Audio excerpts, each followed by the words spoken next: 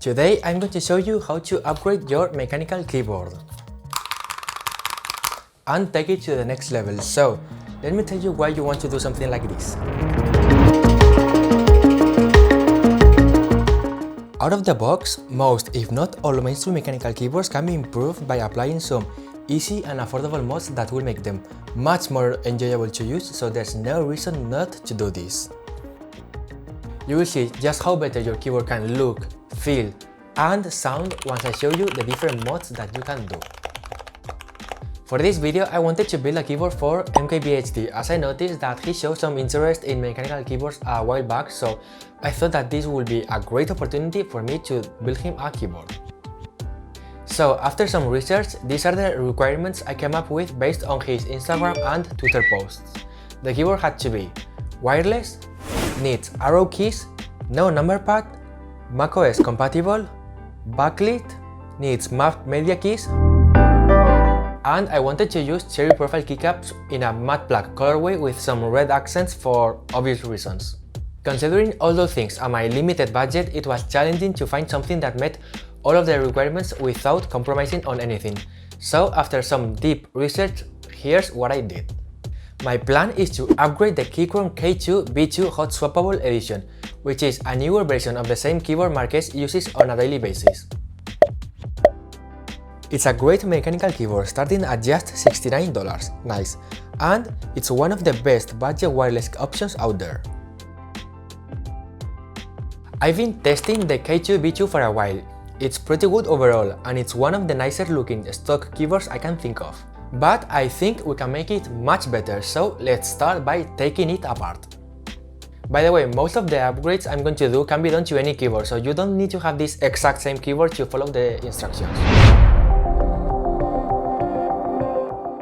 Start by removing the keycaps using the included keycap puller.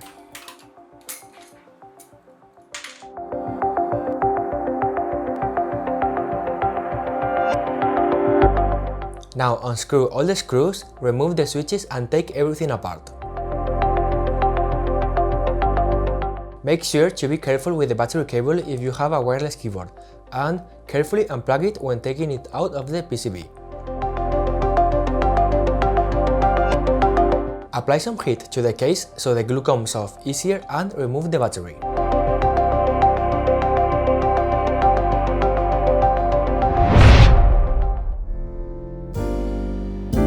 I'm going to add sound dampening material to the keyboard's case to reduce the hollow sounds it makes when typing. And you will see why I want to do this first in a minute. The denser the material used, the better it will absorb/dampen the sound. People usually use some sort of foam, but I'm not a fan of how it usually ends up looking, so I will use something different. And that's with silicone molds. We can make a dampening pad using a DIY silicone molding making kit from Amazon. It will be a perfect fit, dampen the sound really well and look really clean.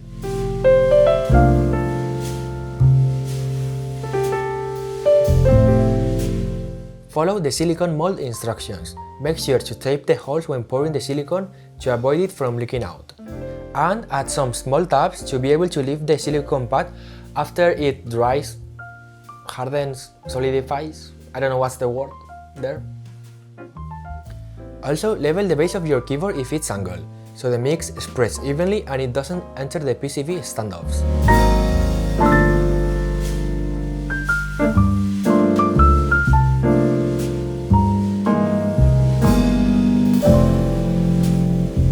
Now let's leave it dry and we will come back a bit later. By the way, I'll also show you how to make your own custom coiled cable for free using a hairdryer and a wooden stick in an upcoming video, so consider subscribing. For the next mod we are going to lube the switches. And why lube? Well, you probably know what lube is used for. It reduces friction, making things feel smoother and better, and in this case we are going to use it for mechanical switches. I have a hot swappable model, so the switches came out easily. If you don't have one, you will need to desolder the switches to lube them, but don't worry. If you aren't comfortable desoldering, I'm working on a video that will show you how to lube the switches without needing to take the switches out. Now let's open the switches. Ideally, you'll want to have a switch opener, but you can use a flathead screwdriver to open them one by one, but it's going to take more time. By the way, keep everything in a safe workplace so you don't lose anything, and yeah.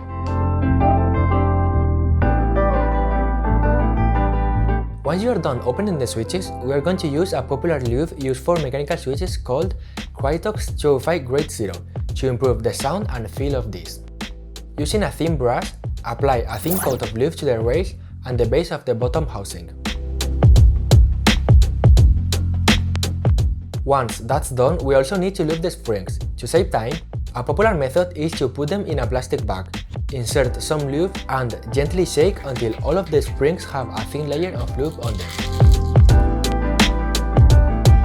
Apply a thin coat of lube to the sides of the stem, and for tactile switches, avoid lubing the legs to keep the tactility.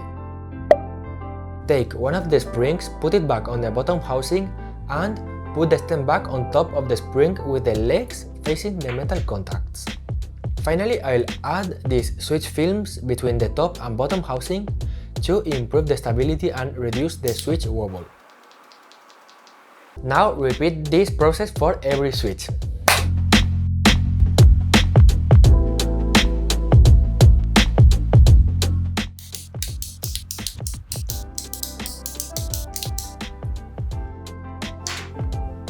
For the next part, I'm going to replace the stock stabilizers for the Everglide plate-mounted stabs. Take apart the stabilizers and clip the bottom plastic legs that avoid them from making an even bottom out, which leads to unnecessary rattling. Next, we need to lube the stabilizers housing, similarly to how we did with the switches, by applying a thin coat of Keychron 205 Grade 0 in the interior and on the stem. Put the stem back into the housing, but make sure to have the side of the stem with 2 holes facing outwards. Once that's done, apply a generous amount of lube to one side of a wire. Make sure to go a bit beyond the 90-degree bend to cover the entire area of contact. Put the stabilizer back together by inserting the wire through the top hole of the 2 we talked about earlier, and repeat the same process for the rest.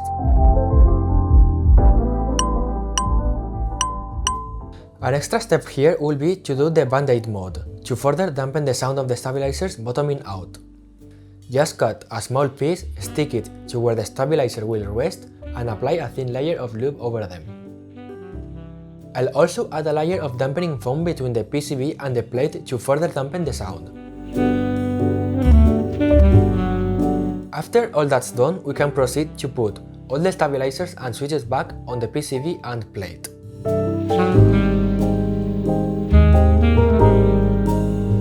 Now let's check how the silicone mold is looking.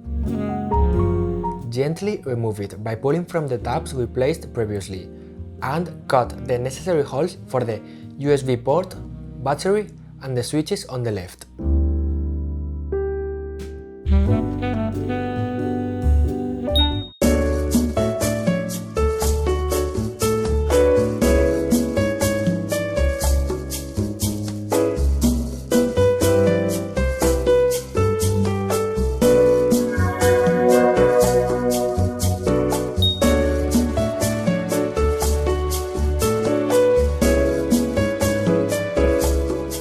After putting everything back together, it's time for the keycaps. I had a very hard time finding an affordable 75% layout compatible keycap set that also matched our matte black everything theme, is cherry profile, had command keys, is backlight compatible, and includes dedicated media keys. In fact, I don't think that anything that meets all of those requirements even exists. The closest thing that I was able to find that was available in stock and didn't cost me a kidney were these black and red dye-sublimated PVT cherry profile keycaps on AliExpress. I bought 2 sets to have enough keycaps to try different color combinations for Marques and use the M and K keycaps for home and end. Each row of keycaps has different heights, so You can't just put a home and end keycap from a standard layout into a 75% layout. Well, technically you can, but it feels sacrilegious. If you have a standard full-size keyboard, a 10 keyless or a 60% keyboard, any keycap set will work just fine. The quality of the set I have is very reasonable for the price. It feels nice and will be durable as it's PVT plastic instead of ABS, so it won't shine as easy as the stock keycaps you might find on something like a Razer keyboard. This has been a fun project to work on, and I have no idea if Marques will ever see this keyboard or watch this video, but I had a lot of fun working on this and I would love to do a high-end version sometime in the future. Anyways, here's the final result.